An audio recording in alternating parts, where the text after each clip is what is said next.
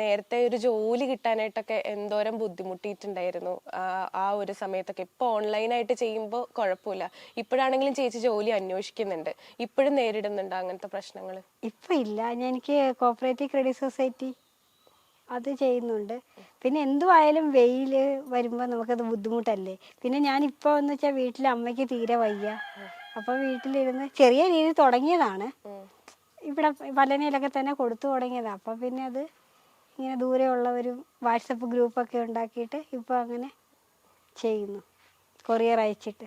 ചേച്ചി പറഞ്ഞിട്ടില്ലേ ചേച്ചിക്ക് അങ്ങനത്തെ ഒരു ഒറ്റപ്പെടലോ കാര്യങ്ങളോ അങ്ങനെ ഒന്നും ഫേസ് ചെയ്യേണ്ട വന്നിട്ടില്ല എന്നുള്ളത്? അതെന്താണെന്നറിയാം, അവിടെ എനിക്ക് അമ്മയുടെ മാമൻ്റെ മക്കളും എല്ലാം ഉണ്ടായിരുന്നു. അപ്പോൾ അവരൊക്കെ നല്ല കൂടെ ചേർത്ത് കൊണ്ടു നടന്നിട്ടുണ്ട് നല്ല രീതിയിൽ. കുഞ്ഞായിരുന്നപ്പോഴും അവരെവിടെ പോകുമ്പോഴും ബിജുപാപ്പൻ ഒക്കെ ഞാനില്ലാതെ ഒരു കാര്യം അവർക്കില്ല. ബന്ധുക്കളാണേലും ശിവയുടെ മുന്നേ ഇതൊക്കെ പോലെ അല്ല. എനിക്ക് സത്യം പറഞ്ഞാൽ ബന്ധുക്കൾ കല്യാണങ്ങളൊക്കെ ഉണ്ടെങ്കിലും അവരെന്നെ കൊണ്ടുപോയിട്ടുണ്ട്. ഒരാൾ പോലും എന്നെ കൊണ്ടുചെല്ലും എന്ന് പറഞ്ഞിട്ടില്ല.